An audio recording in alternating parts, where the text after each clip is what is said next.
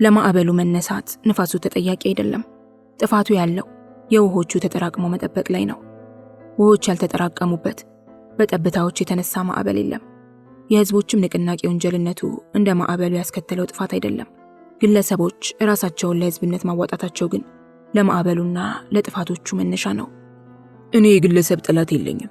ሰዎች እርስ በርስ እየተቀላቀሉ ቤተ ዘመድ፣ ብሔረሰብ፣ ማህበረሰብ፣ ህብረተሰብ ሲሆኑ ግን ለኔና ለአካባቢ ጥፋት እየተዘጋጁ መሆኑ ይሰማኛል።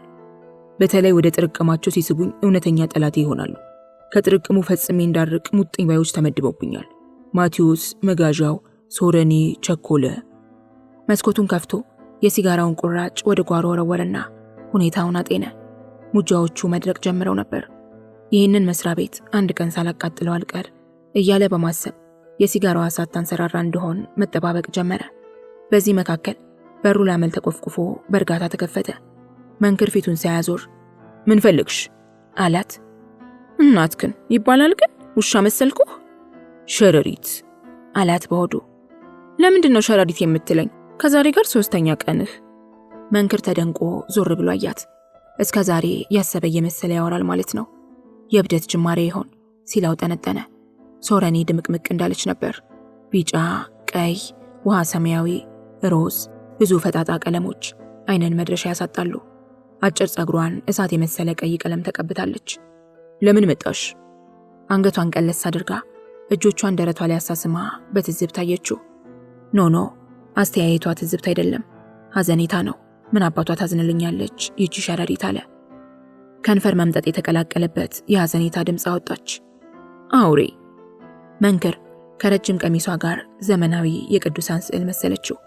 ጸጉሯን ባጭሩ ተተኩሳ የአንበጣ እግር የመሰለ የጆሮ ጌጥ አንጠልጥላ የጡት መያዣዋ ጥብጣብ ሾከክ ብሎ እየታየ አይን የሚወጋው የከንፈር ቀለሟ ረጅም ጫማ ያጠለቀች ቅድስት ሶረኔ፣ ምናልባት የሸረሪቶች ቅድስት።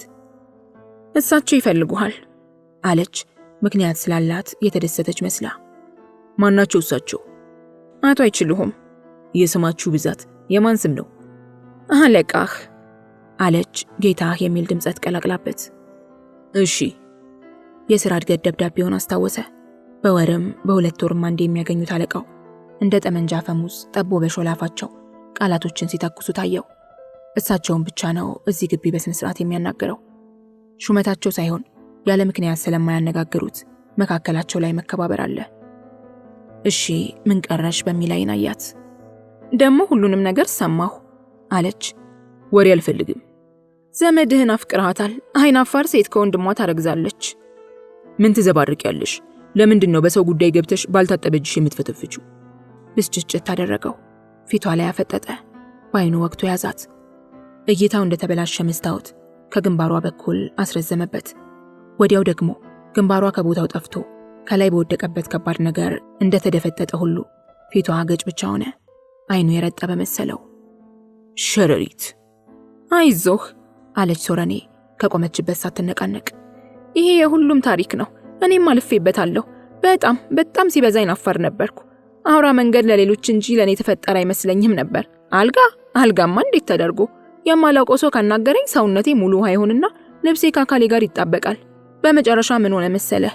የሚያናግሩኝ የሚንከባከቡኝና እኔም እንደ ልቤ የምሆንባቸው ዘመዶቼ ብቻ ሆኑ። ከዚያ ይበልጥ የሚቀርበኝን የታላቅ እህቴ ልጅ አፈቀርኩት። አይገርምም?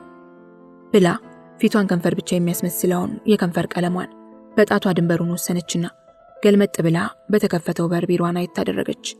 መንክር ጣቷን ተከትሎ ከንፈሯ ላይ አተኮረ። የከንፈር ቀለሟን እንዲህ የምታደምቀው ለምንድን ነው ሲል በመመራመር ግድ ከማይሰጣት ሰው ጋር መበሻሸቁን ጋብ ለማድረግ ሞከረ። አፍንጫዋ ትልቅ ስለሆነ እሱን በከንፈሯ ድምቀት ያነሰ ለማስመሰል ነው ሲል ደመደመ። ሳይንሳዊ መታለል። በመጨረሻ ቤተ ዘመድ ሰማ። ተሰብስቦም ተወያየበት። እኔን መካከል አቁሞ አዋረድሽን አሉ። የዚያን ቀን ይመስለኛል ሀፍረቴ ሁሉ በላብ ተነቅሎ ይወጣልኝ። እንዳፈቀርኩት ነገርኳቸው። እሱን እናቱ ጋር ወደ ጅማ ላኩት። ለጥቂት ጊዜያት ተቸግሬ ነበር። በጣም ከዘመዴ ፍቅር ያገኘሁትን የመከልከል ስሜት ከዚያ ወዲህ አጣሁት። ብዙ ወንዶች እስከፈለጉ ድረስ ይነጠፉልሃል። የማታየው፣ የማትነካው፣ የማትቀምሰው የሰውነት ክፍል የላቸውም። አሁን የምታወራው ከወዲያ ወዲህ በመራመድ አይኖቿን በስሜት ጨፍና ነበር። መንክር መክሰም የጀመሩ ብግሮቿን እያፈራረቀ ሲያይ የተቀቀለ ምስር መሰሉት። የቀኝ ጉንጯ ብጉሮች አንዷን ከመከተል ያደጉና አራቱ የከበቡ አይነት አቀማመጥ አላቸው። የግራ ጉንጯ ግን ዝብርቅርቅ ያሉ ነበሩ። እስኪ ይታይህ ፍቅር ሲቸግርህ፣ አካልህ በጽኑ የሚፈልገውን ሰው ተነፍጎ ራስህን እንድታጠፋ ሲገፋፋ፣ ደግሞ ራስ ማጥፋት ጨርሶ መለያየት ሆኖብህ ግራ ስትጋባ፣ ሌሎች ፍላጎቶች ሁሉ ተደምስሰው ፍቅር ብቻ። ምግብ አያሰኝህም፣ ውሃ አይጠማህም፣ ልብስ አትታረዝም፣ ፍቅር ብቻ። ትዕግስትን በእንዲህ አይነት ሁኔታ ውስጥ ነች። መንክር ሳያስበው ቁጭ አለ፣ ብድግ አለ። እንደገና ተቀምጦ ተነሳ። የሚያደርገውን የሚያውቅ አይመስልም። ለወንበሩ ካለበሰው ኮቱ ውስጥ ሲጋራ ፈለገ፣ አጣ። ማጣቱ ይበልጥ አበሳጨው። ፈዞ ደንግዞ ቆመ። የዛሬው ብስጭት ከሆነ የከዚህ ቀደሙ ምን ነበር ሲል አሰበ። ቀልድ፣ ፌዝ፣ ንዴት የሚመስል ጨዋታ። ይችን ሸራሪት እንደርጥብ ሸክላ ከዚሁ ከፊቴ ድምፅ ሳያሰማ ፍርክስክስ የሚያደርግ ኃይል ቢኖረኝ ምን አለ? እኔ ያየሁት የፋሲሌን ነበር። እሷን በጣም ተጎድታለች። ጥልቅ ብዬ ጦስ አለ በልቡ። አፉ የሚናገረው የለውም። ቤተ ዘመድ ሰብስቡና ረዝም በይ አለ በልቡ። ይሆን ባፉ አልተገለጠለትም። በጉዳዩ ላይ ይነጋገር። ይችን ሴት ምን ይሻላል? በአፍንጫ የሚስበው ቀዝቃዛ አየር እስከ አናቱ ገብቶ አቃጠለው። አዎ እሷ ትንሽ ራቅ ወዳለ ዘመድ ጋር። ፊቱን በሁለት እጁ ሸፍኖ አቀረቀረ። እንደማይቻል አውቃለሁ። ስሜቱ ምን ያህል እንደሚከብድ ደርሶብኝ አይቼዋለሁ። መንክር በደመ ነፍስ ፊቱን ለቆ እጁን ወደ ጠረጴዛው በመላክ የሚወረወር ነገር ፈለገ። ምንም የለም። ለደረጃ እድገት በድጋሚ የተጻፈለት ፖስታ ሳይከፈት ፊቱ ላይ ያገኘው። አንስቶ ወደ ሶረኔ ወረወረው። እየተውለበለበ ጉልበታቶ ደረቷ ላይ ያረፈና ተንሸራቶ ወደቀ። ፈትፋች ውጪ አላት፣ ሌላ የሚወረወር ወለሉ ላይ እየፈለገ። በተከፈተው በር ወደ ውጭ ተመለከተች። ማንም የለም። የመዋረድ ስሜቷ እየደበበ በመንክር ንዴት መደሰቷ እየጎላ መጣ። ምንም ንግግር አልፈልግም፣ ሳትዋረጂ ውጪ ብሎ ጠጋ ሲላት ቀሚሷን እያኩነሰነሰች ወጣች። ሲጋራ ፈልጎ ማጣቱን ረስቶ ኮቱን ይፈትሽ ገባ። አጣ። ተበሳጨ። ኮቱን ሲጎትተው ወንበሩ ወድቆ ፍንዳታ የተፈጠረ መሰለው። ሰርኑን የሚለበልበውን ቀዝቃዛ አየር በግድ እየሳበ ከቢሮ ወጣ። የብረት ድስት ክዳኖች የመሰሉ መስታወቶች ፊቷ ላይ የደነቀረችው ሴት ሽበት የወረረው ጭንቅላቷን በስላች ብቅ አድርጋ ስታየው ያዛት። ጨምዳዳ አላት።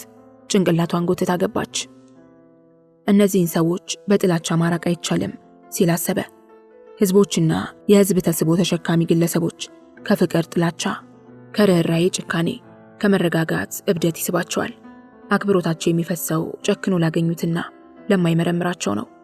ሩህሩህ ደግና መሐሪዎችን አርደው በሚበሏቸው በጎች ይመስሏቸዋል። ለግፈኞች፣ ለጭቦኞችና ለወፈፊዎች ግን ልባቸውና ታሪቸው በጎች ይመስሏቸዋል። አርደው በሚበሏቸው በጎች ይመስሏቸዋል። ለግፈኞች፣ ለጭቦኞችና ለወፈፊዎች ግን ልባቸውና ታሪካቸው ሰፊ ስፍራ አለው። ጥንታዊቷ ሮም ውስጥ 4 ደጋግ ቄሳሮች መልካም ነገርን በማድረግ ህዝቡን ገዝተዋል። ግን ስለ እነዚህ ሰዎች አንድም ቦታ ሲጠቀሱ አይሰማም። ትራጃን አንዱ ነው። ማን ስለሱ ይናገራል? ሃድሪያን ሲባል ያደመጠ ይኖር ይሆን? ማርከስስ፣ አውሪሊየስስ የትም የሉም። በእነርሱ ፈንታ ወፈፊዎቹና ጨካኞቹ ቄሳሮች ዓለም ላይ ቢያንስ በቀን አንዴ ስማቸው ይጠቀሳል። ኔሮ፣ ክላውዲየስ፣ ካሊጉላ፣ ጢባሪየስ። ስለዚህ በጥላቻ ሰዎችን ማራቅ አይቻልም። ይበልጥ ይሳባሉ። ንብና ቢራቢሮ በአበቦች እንዲጠሩ እንዲሁ ሰዎችም በመጥፎ ነገር ዙሪያ ይገኛሉ። የሶረኔ ቢሮ ክፍት ነበር። ሲያልፍ ፈገግ ብሎ ደህና ዋልሽ አላት። አጠገቧ እንደተተኮሰ ሁሉ መላ ህዋሷ እንደ ልብ ደም ረጨና አንዴ ናጣት። ጥፍሯን የምትሞርድበት ጠፍጣፋ ብረት መመለስ እንዳቃተ ሁሉ ወደፊት ሄዶ ቀጣልና ተርገፍግፎ ወደቀ። እንደ ሌላው ጊዜ ከኋላው ተንቶስቱስ አልመጣችም። መንከር ዘዴ ይሰራ መሰለው። ነገር ግን አፍታም ሳይቆይ በሩ ተቆፍቁፎ በእርጋታ ተከፈተ። አቶ አይችሉም እዚህ ድረስ መጥተው አጡህ አለችው። ድምጿ ረግቶ ለጆሮ የሚገመስ ይመስል ነበር። ማን ነው? መምሪያ ኃላፊው። የስማችሁ ብዛት ተነጫነጨ። ምንድነው የሚፈልገው? ለምን ላንቺ አይነግርሽም? ለዚህ አልተመደብኩም። ዞር ብሎ አያት። ፊቷ ላይ ደበብ ያለ ቀይ ቀለም ፈሷል። የፀጉሯና የሊፕስቲኳ ተጽዕኖ። ዛሬ ምን እንደተገለጸልኝ ታውቃለህ? አለችው። ቅድስት ሶረኒ ምን ተገለጸልሽ? ትገድለኛለህ። ምን? ትገድለኛለህ። በረጅሙ ተንፍሶ የተሳሳተ ራእይ ነው ቅድስት ሆይ አላት። የምፈራ መስሎህ ነው? አልፈራም፣ ግን ትገድለኛለህ። ማቴዎስ ዘውትር እንደሚገድለኝ ይዝታል። አያደርገውም። ልቤ ይነግሮኛል። አንተ ግን ትገድለኛለህ። ለመጀመሪያ ጊዜ ራሱን ጠየቀ። እገድላታለሁ? መልስ አጣ። የፈለክበት ይዘኝ ሂድ፣ እንደርና ግደለኝ። አያት፣ ፈራት። እንዴት እንደምወድህ አወክ? ፊቷን ሸሽቶ አይኖቹን ወደ ታች አንሸራተታቸው። ረጅም አንገት፣ እብጥ ያሉ ጡቶች፣ ሱሪዋን ከፍ አድርጋ ታጥቃ ዳሌዎቿ ፈጠዋል። ማቴዎስ ጣቶቹን ያንሸራሸረባቸው የሥጋ ቦዮች ስሜቱን ጠላው። ፊቱን ወደ ጓሮ መስኮት መለሰ። ረጅም ጸጥታ የሄደች መስሎት ነበር። ቢሮዋን መለስ ቀለስ እያለች ለመሰለል እንዲመቻት ስትገባ በር አትዘጋም። ዞር ብሎ አያት። ባለችበት አኳኋን እያየችው ነው። ግራ ሲገባው ለወንበሩ ያለበሰው ኮት ኪሱ ውስጥ ሲጋራ ፈለገ። አወጣ። ለኮሰና የመስኮቱን መስታወት ከፈተው። ደመኛውን ከኋላው እንደተወሰው ጀርባውን ሸገግ አለው። ወደ ቢሮሽ አትሄጂም? አላት ረጋ እንዳለ። የመስኮቱና የበሩ ንፋስ ተጋጅቶ አንድ ያስነጠሰው። እኔ ብቻ የማውቅልህ ህመም ያለብህ ይመስለኛል። አይምሰልሽ ብሎ የመስኮቱን መስታወት ዘጋ። ይመስለኛል። ምናልባት በፍቅር ላይ ርህራሄ ሲጨምርብኝ ይሆናል። ይሄ ፍቅር ሳይሆን በሽታ ነው።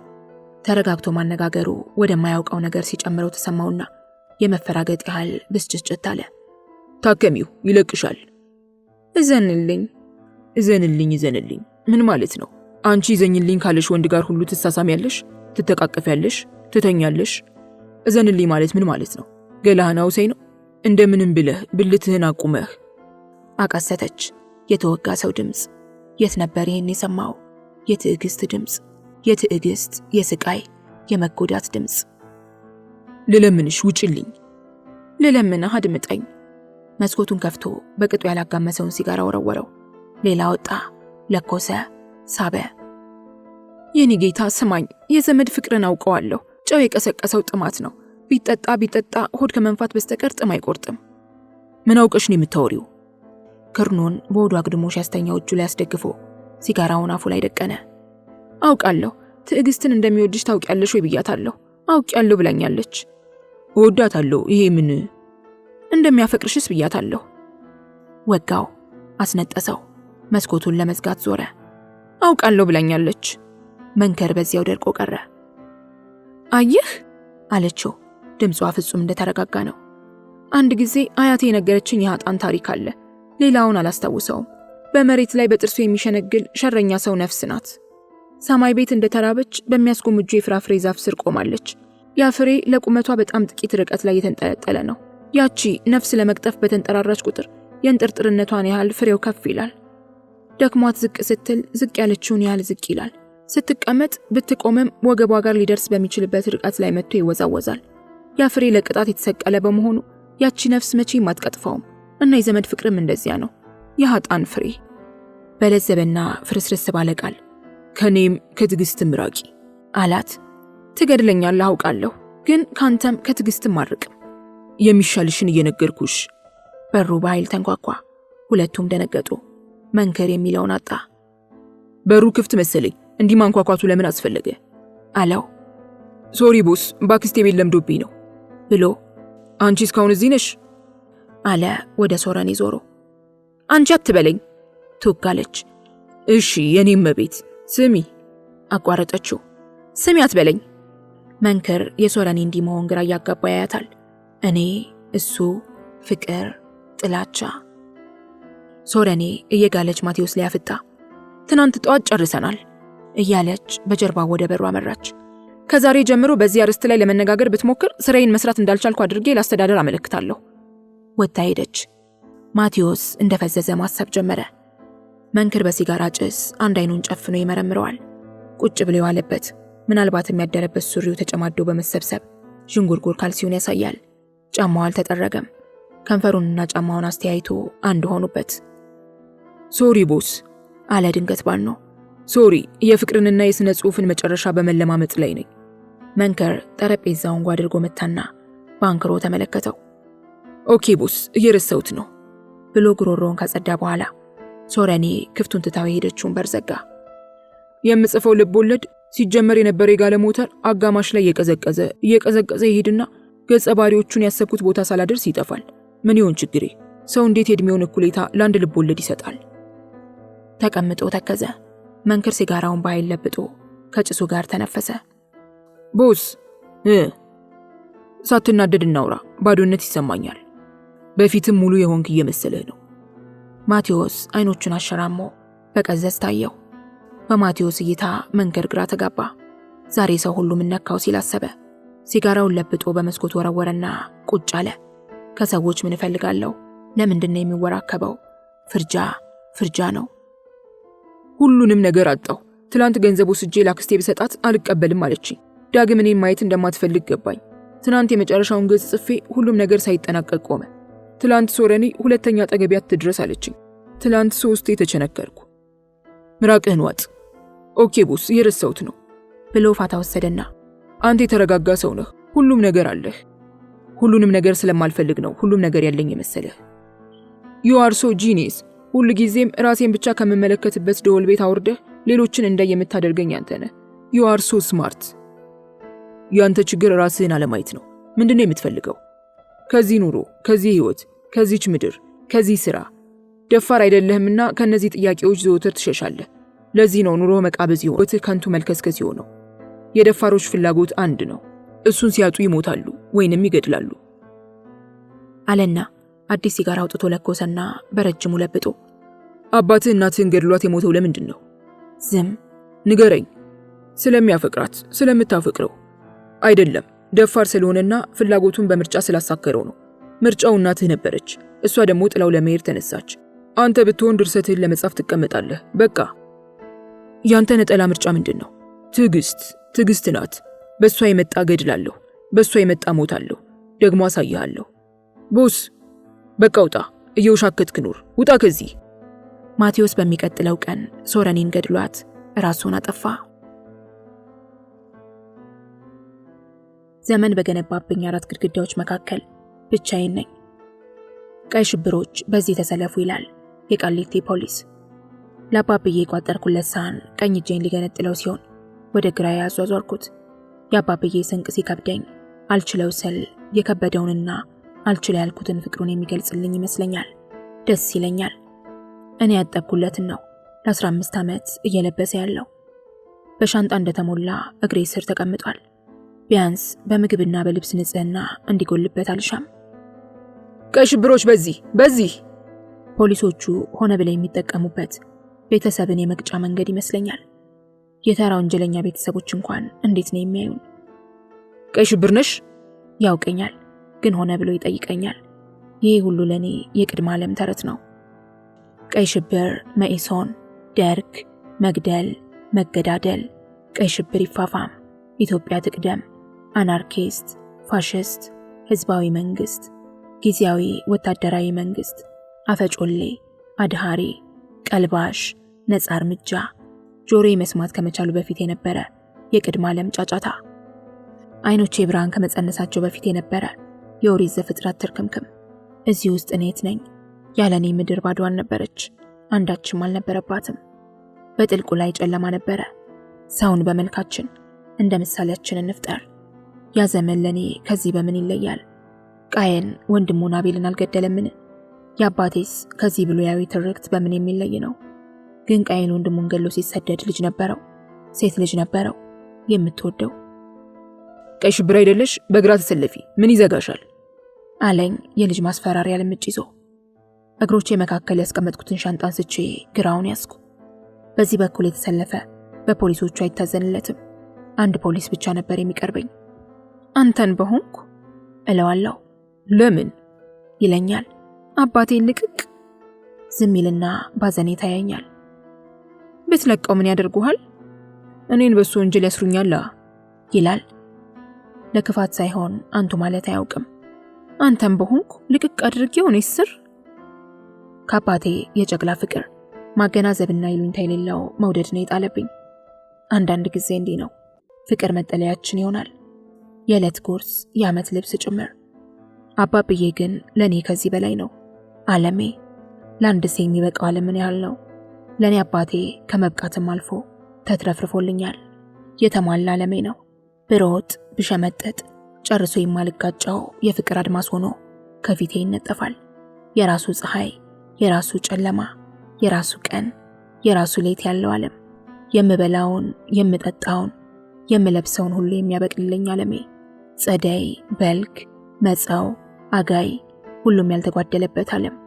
ከሰዎችና ከእግዚአብሔራቸው የምጠይቀው ይህንን ብቻ።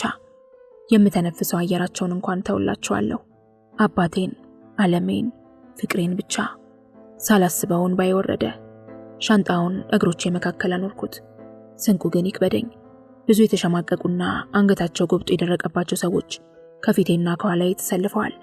ፍቅር በሰዎች ፊት አትሸማቀቅም ልላቸው ከጀለኝ። ነገር ግን አብዛኛዎቹ ስጋን እንጂ ፍቅርን ፍለጋ እዚህ አይመጡም። በራሴ ኮራው። ከአቅሜ በላይ የሆነ ፍቅር ለዘራብኝ አባቴ ምስጋና ይገባዋል። 5ኛ ክፍል ሆኜ ይመስለኛል። በፊትም በኋላም ከነበሩት መምህሮች ሁሉ በልጦ የሂሳብ አስተማሪ ትዝ ይለኛል። ከጥቁረቱ ጋር ሽበቱ ተነጻጽሮ የሚታይ እንደ ምርኮዝ አጭርና ቀጭን ማማሲያ የመሰለ የሚያዳልጥ የተላገ ቀጭን ቆመጥ በብብቱ ይዞ ነው ክፍል ሲገባ። እንደገባ ተማሪዎች የኢንተለጀንስ ቁጥሮችን አንዴ በሉልኝ ይላል። 1 እንላለን። ለጥቆ ይላል። 2 እንላለን።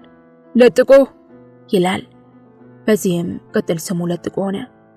ቲቸር ለጥቆ ከኋላ ላሉ ልጆች በቅጡ አይታይም ነበር።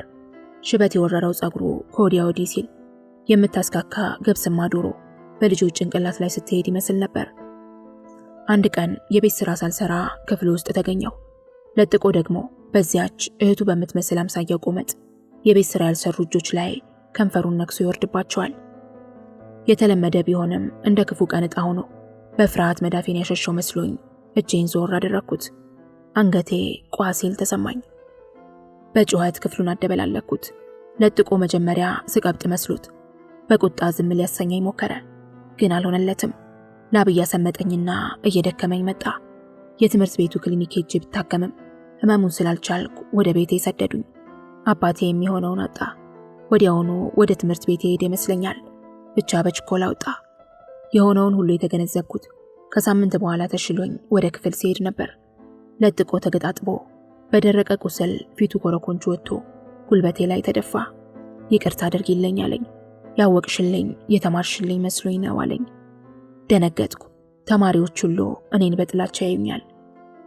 ለጥቆ ከተንበረከከበት ሳይነሳ ይቅርታ ካላደረግሽልኝ አባትሽ እዚሁ እንደሚገሉኝ ዝተዋል አለኝ። ብስክስክ እንዳልኩ ይቅርታ ለማድረግ እኔ ማነኝ የሚል ስሜት አድሮብኝ ዝም ብዬ ቆየው። ለጥቆ ደጅ ላስጠናው መስሎት ከጉልበቴ ዝቅ በማለት እየተንሸራተተ አንቺን የመሳሰሉ ልጆች አሉኝ አለ። እኩዬ የሚያስመስለውን ሰውነቱን ደግፌ ለማንሳትና ለማቀፍ አልተቸገርኩም ነበር። እንደ ልጅ አንገቴ ውስጥ ገብቶ አለቀሰ። የክፍል ጓደኞቼ አስተያየታቸው ከጥላቻ ወደ ፍራቻ ሲሸጋገር ታወቀኝ። እንደ ተፈራው ቀራው። ማታ አባቴን ለምን እንዲህ እንዳደረገ እያለቀስኩ ጠየቅኩት። አባቴም ለማልቀስ እየዳዳው የፈለገሽን አጥፊ፣ ለምን እኔን መጥቶ እንደፈለገ አያደርገኝም? እንዴት አንቺን አለኝ። ፍቅር ወርተራ ነው። ዛሬ ደግሞ አባቴን የፈለግከውን አጥፋ፣ ለምን እኔን መጥተው እንደፈለጉ አያደርጉኝም? እንዴት አንተን ላለሁ። የአባቴ ፍቅር ድንገት ቱግ ያለ አይደለም። በዘመን ሂደት በረጅም ኑሮ ውስጥ የተጠራቀመ የፍቅር ጠብታ ነው ውስጤን የሞላው። ስም ይላል ሆን ብሎ ፖሊሱ። ትዕግስት ተጫኔ።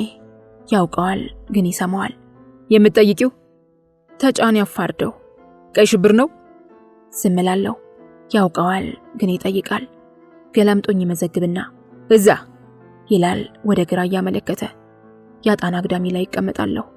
ከዚህ ባልወጣ እኔ ታሰርኩ ቢሆን አባቴ ዝም ብሎ ስንቅ ያመላልስ ነበር።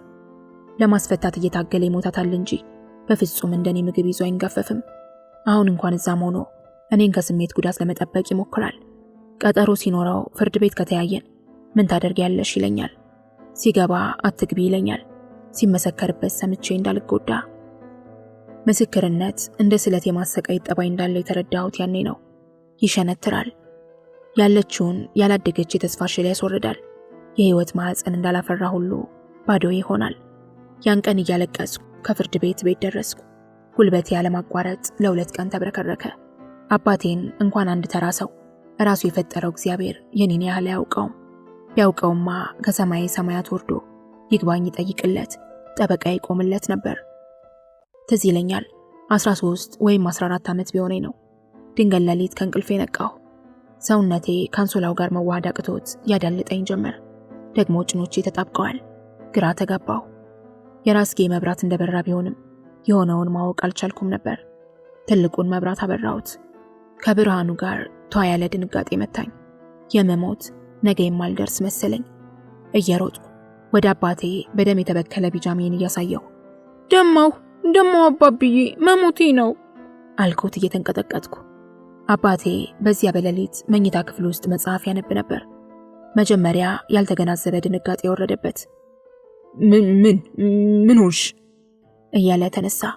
የማንበቢያ መነጽሩን አውልቆ ወረወረው። ተንቀጠቀጠ። በኋላ ግን የተገናዘበ መርበትበት እንደ ዛር ወረደበት። ወደ አልጋው ሄደ፣ ተመለሰ፣ ሄደ፣ ቆመ። ዝም ተባብለን ጥቂት እንደቆምን ፊቱን ከግንባሩ ጀምሮ ወደ ታች ሞዠቀና አየኝ። ጉም ያዘለ መስታወት እንደሚጠረገው እንደዛ ከፊቱ ላይ ፍርሃቱና መርበትበቱ ተወልውለው ጠፍተው ነበር። አደግሽልኝ አለኝ። እንዲህ የሚለኝ መምጫ ሰዓቱን ጠብቄ ሆነ ብዬ ካልሲውን ሳጥብለት ወይንም መስታወት ለመወልወል ጠረጴዛ ላይ ሆኜ ሲያገኘኝ ነበር። አሁን ግራ ገባኝ። በመድማት እንዴት ትልቅ ይኮናል? አደግሽልኝ።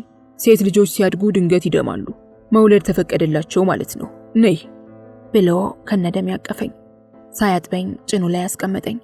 የሱም የሌሊት ልብስ እንደኔው በደም ተነካካ። ወስዶ ራሱ አጠበኝ። ሊነጋጋ ሲል ወጥቶ ሞዴስ ገዛልኝ። አጠቃቀሙን አሳየኝ። ሰራተኛዋ መካከላችን ልትገባ ፈልጋ ነበር። ዞር በይ ብሎ አፈጠጠባት። ከኔ ልትቀርቢያት ነው ብሎ ጠየቃት። የኔንም የሱንም ልብሶች ራሱ አጠባቸው። ገንዳ ውስጥ ሆኜ ይህንን ሁሉ ሲያደርግ ያው ነበር። የተለመደ የአባቶች ሁሉ ተግባር ይመስለኝ ነበር። አድጌ ሁሉን ስረዳ ከእናት በስተቀር ለሴት ልጁ ይህን ያደረጋባት የኔ አባብዬ ብቻ መሆኑን ተረዳው። አሁን ሳስበው እናት የሌላቸው ሴት ልጆች የሚጎድልባቸው ሁሉ ምንም አልጎደለብኝም።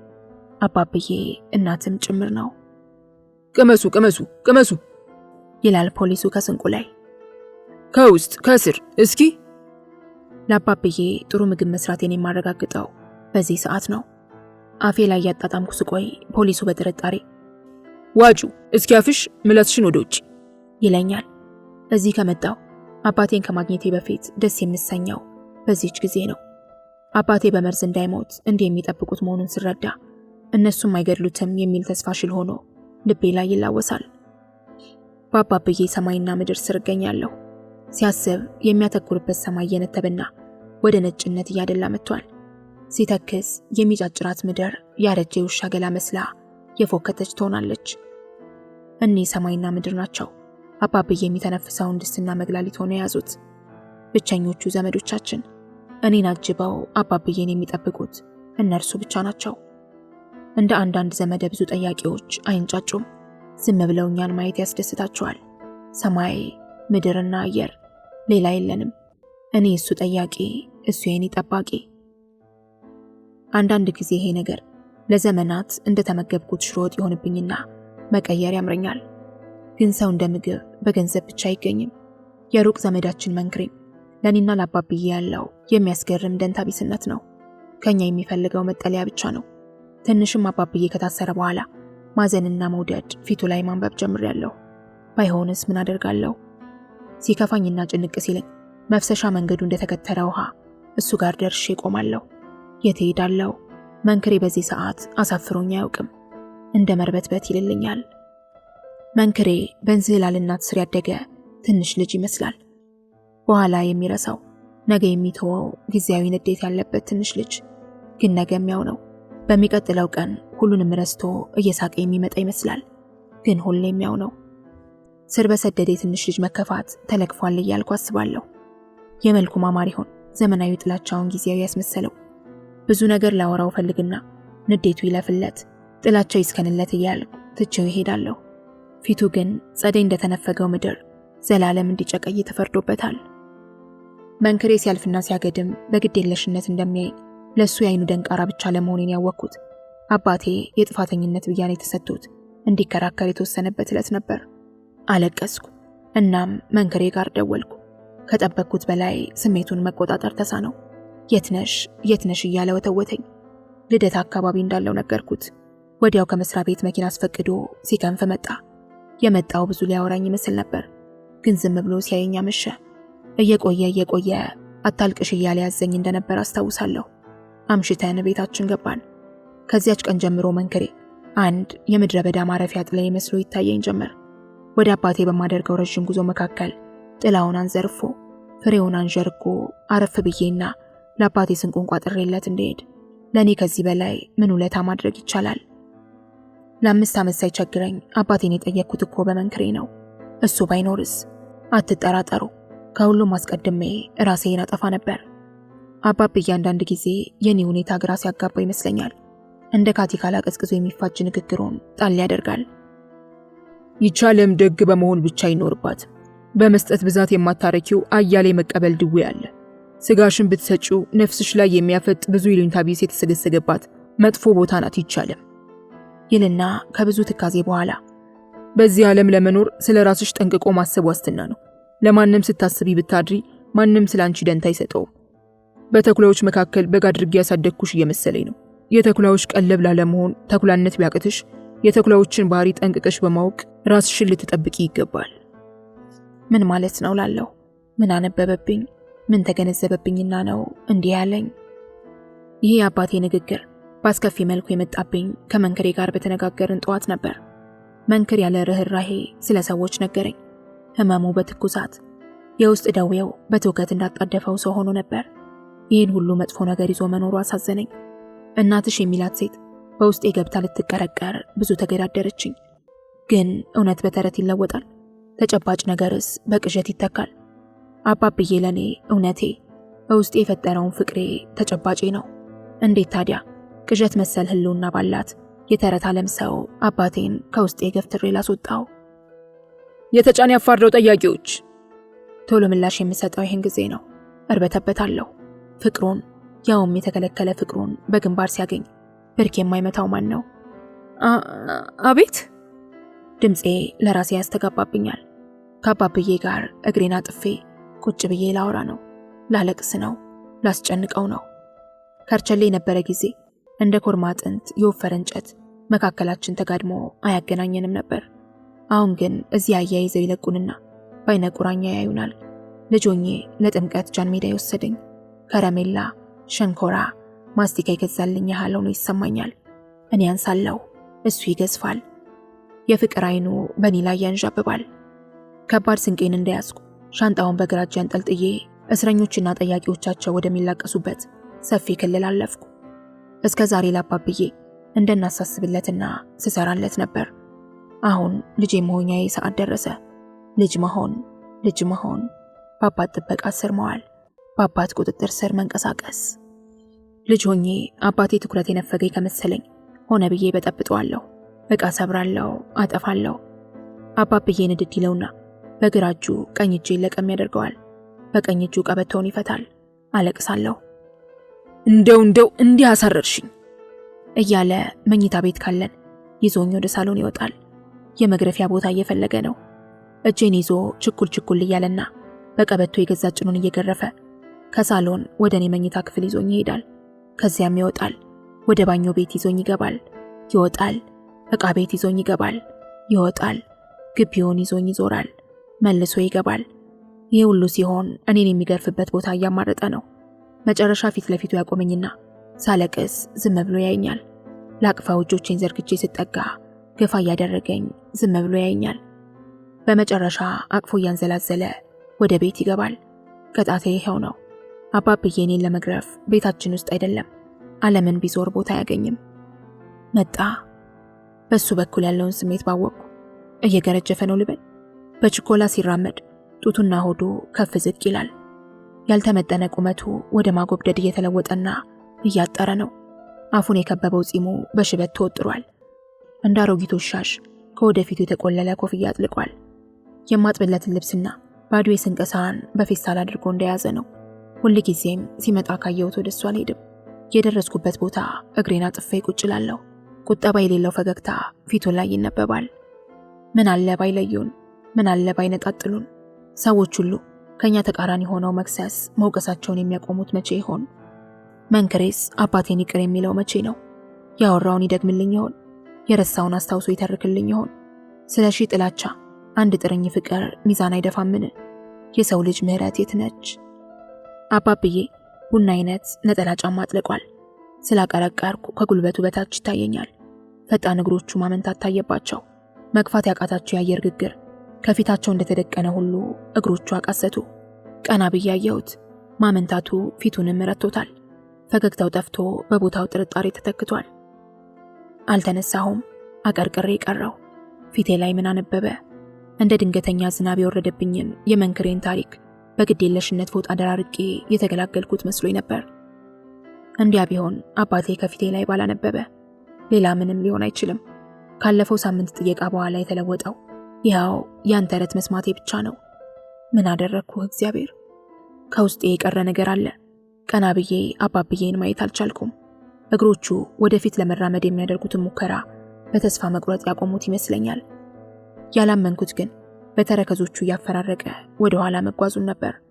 ፍቅሬ እየሸሸኝ ከኔ እየራቀኝ መሆኑን ሳውቅ ጮክ ብዬ አለቀስኩ። በእንባዬ ውስጥ እግሮቹ ይራቁኝ ወይም ይቅረቡኝ ማረጋገጥ ተሳነኝ።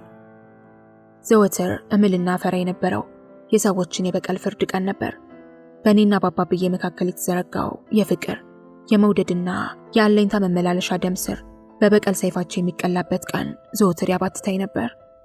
ነገር ግን ከዚያ የከፋው የፍቅር ቁሞት እነሆ ሆነ። እንዴት?